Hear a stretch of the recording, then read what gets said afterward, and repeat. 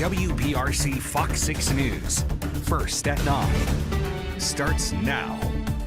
We're continuing to follow breaking news out of the Walker County Jail where an inmate died over the weekend. Investigators believe 47-year-old Cyrus Theus died from a medical emergency.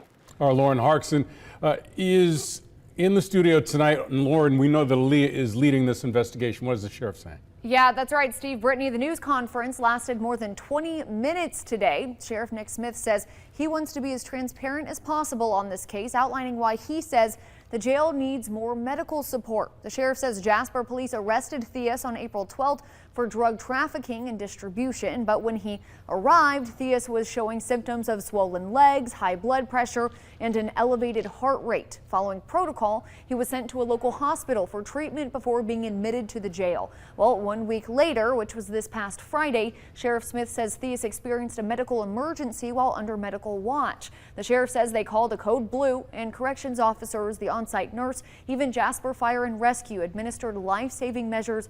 Unfortunately, they were unable to save him. In this case, investigation will have to take its place, just regardless if the COs did everything by the book. There's still an investigation.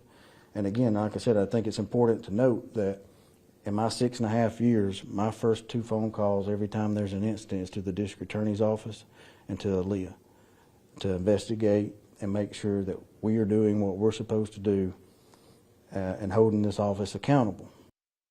The Alabama Law Enforcement Agency is now investigating. The body was sent to Huntsville for an autopsy to determine the exact cause of death. Sheriff Smith says a request for medical monitoring systems in the jail took longer than it should have and might have made a difference in this case. I'll have more on that coming up at 10.